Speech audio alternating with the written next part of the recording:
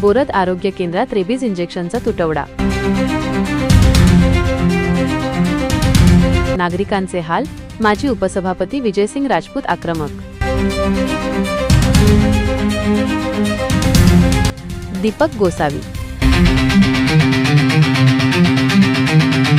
नमस्कार। तळोदा तालुक्यातील बोरद आणि परिसरात गेल्या महिन्याभरापासून पिसाळलेल्या कुत्र्यांनी धुमाकूळ घातला असून आतापर्यंत 20 ते 25 नागरिकांना कुत्र्यांनी चावा घेतल्याची खळबळजनक घटना समोर आली आहे। मात्र बोरद प्राथमिक आरोग्य केंद्रात रेबीज प्रतिबंधक इंजेक्शनचा तुटवडा असल्याने रुग्णांना उपचारासाठी वणवण भटकावे लागत आहे।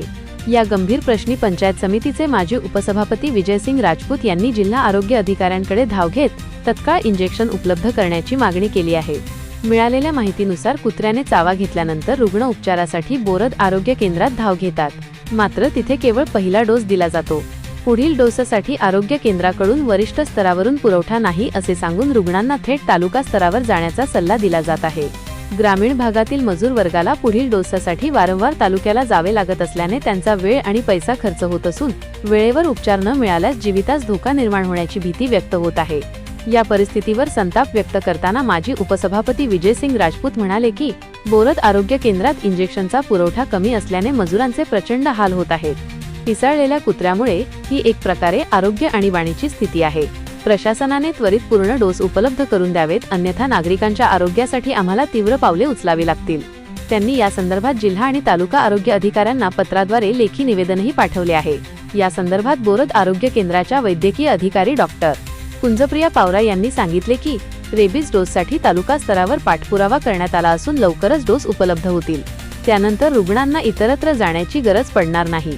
तर सरपंच अनिता भिलाव यांनी स्पष्ट केले की ग्रामपंचायतीमार्फत पिसाळलेल्या कुत्र्यांचा बंदोबस्त करण्याचे काम सुरू आहे।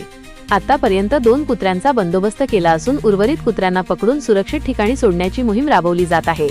आता आरोग्य विभाग या निवेदनाची दखल घेऊन बोरद केंद्रात कधीपर्यंत पूर्ण डोस उपलब्ध करून देतो याकडे परिसरातील जनतेचे लक्ष लागले आहे।